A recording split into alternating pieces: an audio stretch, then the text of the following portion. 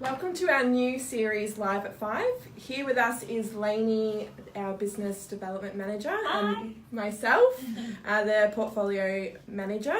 Today we'll be covering applications and addressing the frequently asked questions that we get quite often. So I'm going to ask Lainey a few questions and Lainey's going to address them as best as we can. So, Lainey, how long does it take to process an application? This is a very common question that we get. Quite often tenants will always, or applicants will always say, how long is my application going to take to be processed? We usually like to say within 3 business days. However, that can vary depending on how long it takes us to get onto the owner. Not so much the owner. The owner sometimes does want to take a little bit of time to make a decision, but mainly how long it takes us to get onto your references. That's the most important thing. So when you are filling out an application, it's really, really important that you advise your references that we're going to be calling so that they can expect our call so that we can shorten that process as much as we possibly can and get an answer to you as quickly as possible. So can you give an example as to why an application might be delayed? Yep. So again, it can be delayed because we're sort of sometimes playing phone tag with your references. Quite often agencies require signed declarations or privacy statements that we need to fax through, so that can sort of not slow it down, but it's part of the process that can sort of come backwards and forth. And again, if the owner's wanting to take some time to make a decision, or they've got someone else or another party who's invested in the property that they need to have that discussion with. So that can slow it down. We will keep you updated throughout that process.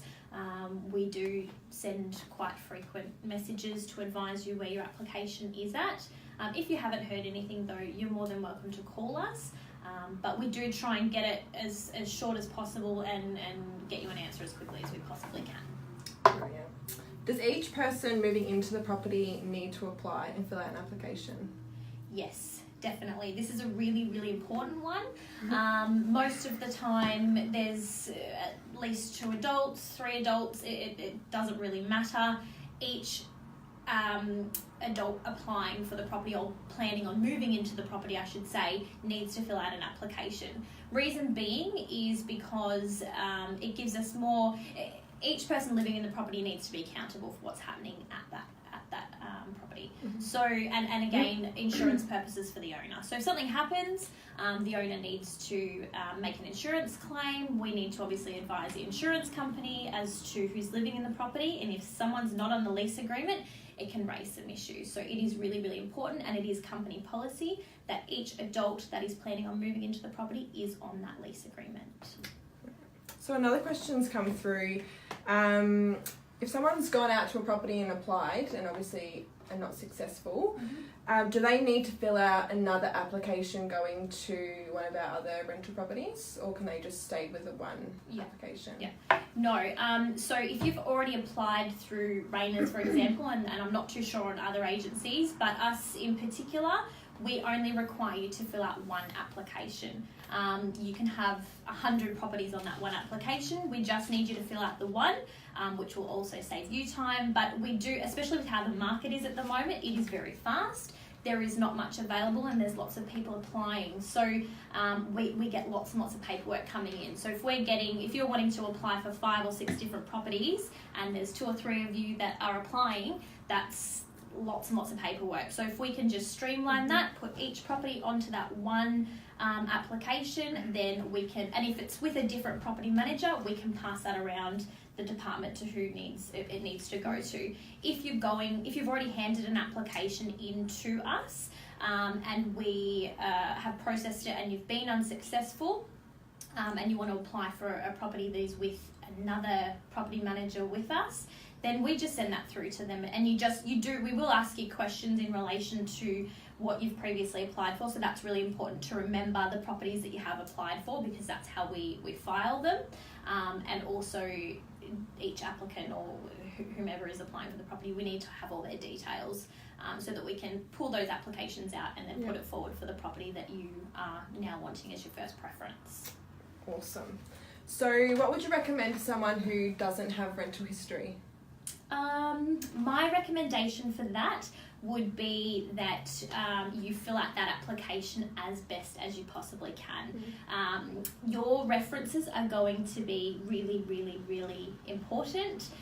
And although you may not have rental references, if you can bring forward any references in relation to accountants, lecturers, someone from your church, as much info that we can get on you as a person that we can put forward to our owner, the more comfortable that owner is going to be approving your application.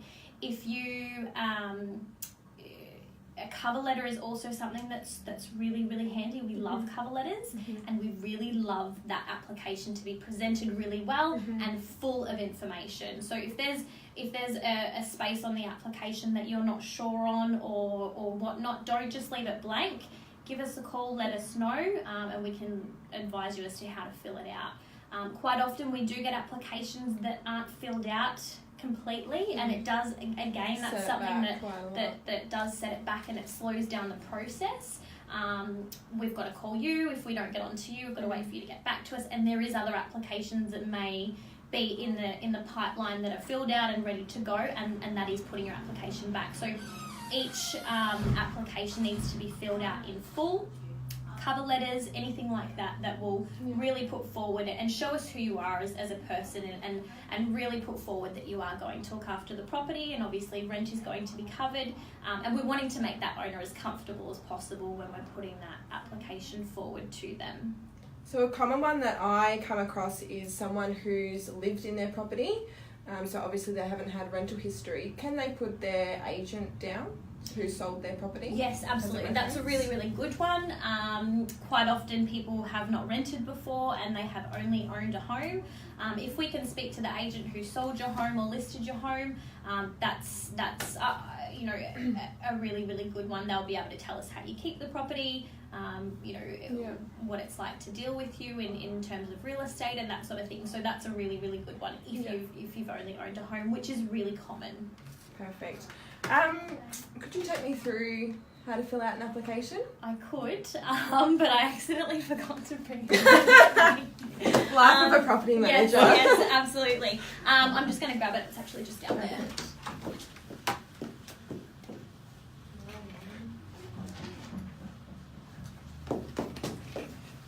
Okay. So, again, what I was saying before is it is really important to make sure this application here is filled out as best as possible. This is the front. And on here, we're asking you what property you're applying for. So it is, as I said, okay to list as many properties as you want on this front page. With the preference as well. So if you've gone to 3 or 4 different properties, it's best to put what is the preferred property and then list second, third, fourth, because often we have lots of people viewing lots of properties in one weekend. Absolutely.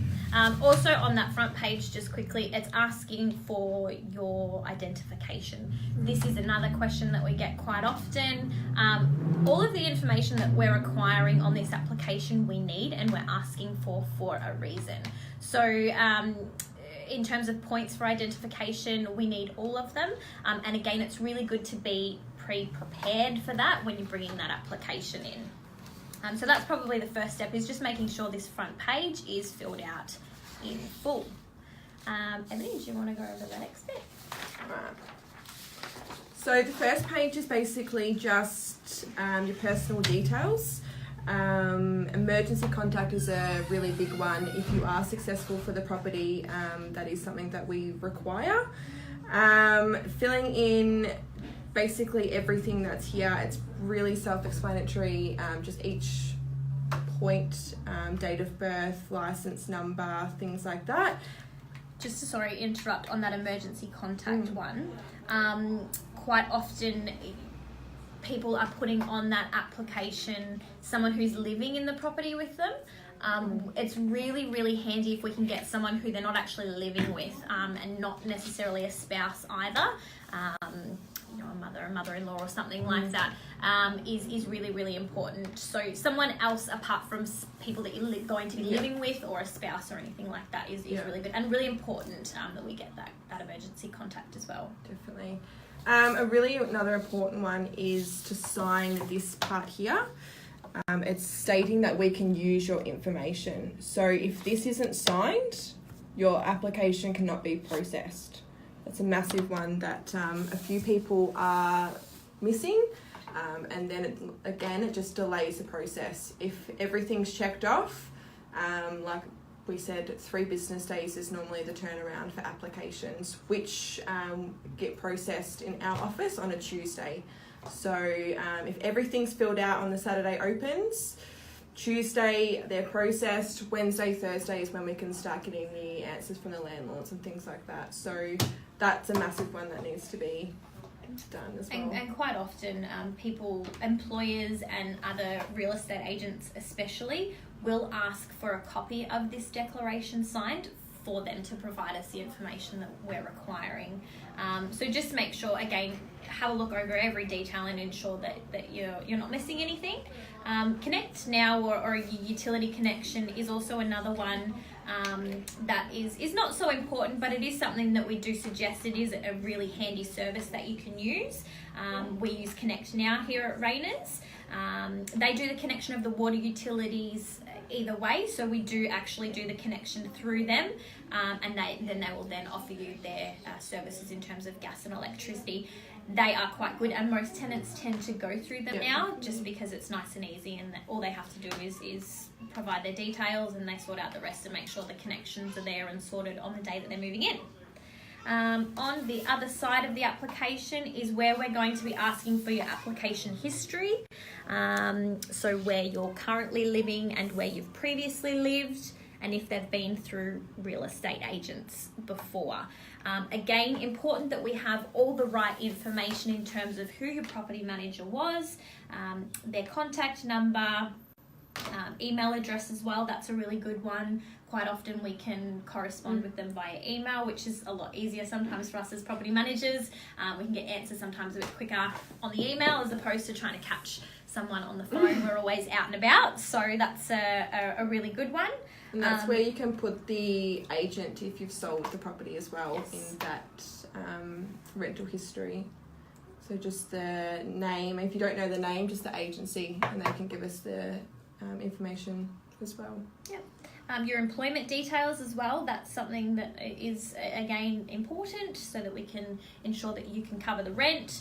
We are needing you to provide us with some pay slips so that we can check all of those details as well, and we will be calling your employer to confirm all of that. A reference or a letter from them as well is really, really handy.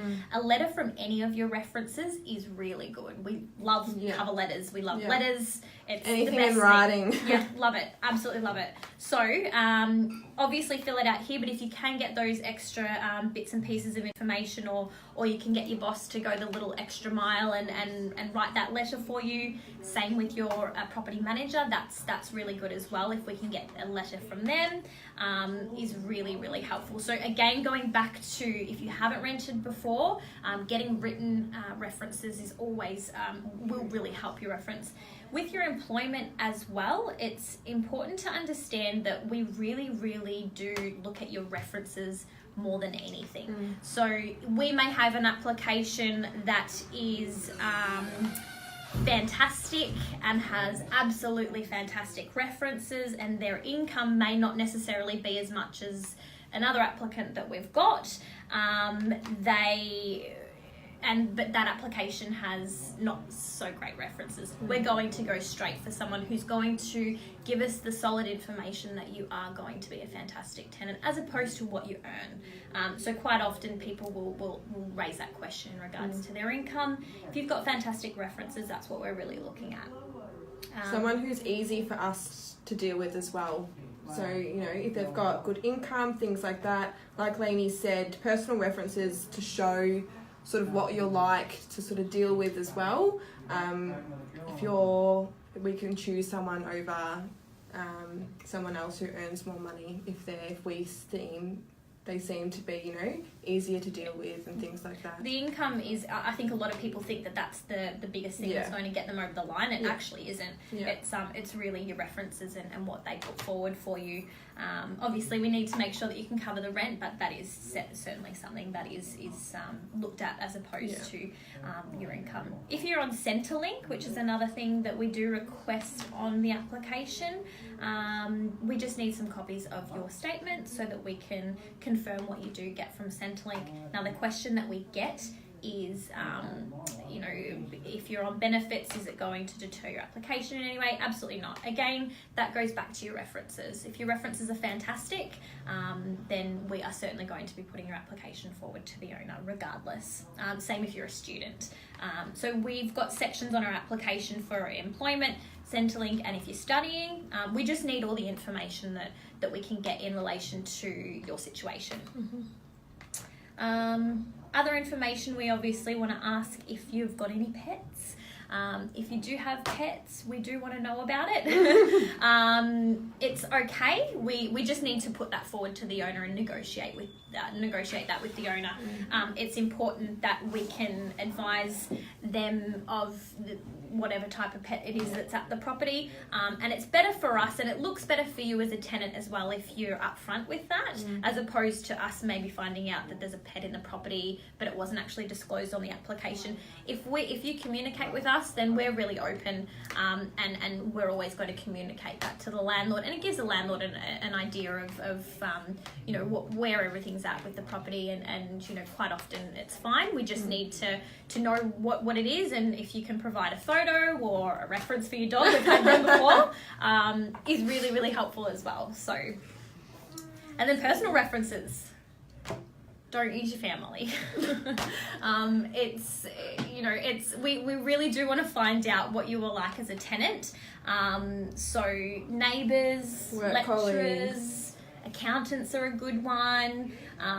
It's really good if we can get an idea, and a lot of people use their friends, and that's fine, but to really put your application forward and put the best application forward that you possibly can, try and get a hold of someone like a teacher or something like that, and often people come to us and say they don't have references, and we tell them, well, do you know a neighbour or something like that? So usually you can find someone somewhere that will vouch for you and can really help us out and try and really move that process for you so that we can try and help you find something. Cool. That's it. So that's all the questions. That's mostly the questions that we get asked in terms of how to fill out an application. We will be having another series next Tuesday at 5:00, so tune in. If you've got any suggestions or there's any particular topic that you do want to discuss, feel free to comment below or send us in an email, give us a call, and we can certainly put that on the list of things that we can talk about in the future. Perfect. Thanks for joining us, guys. Thanks. Bye.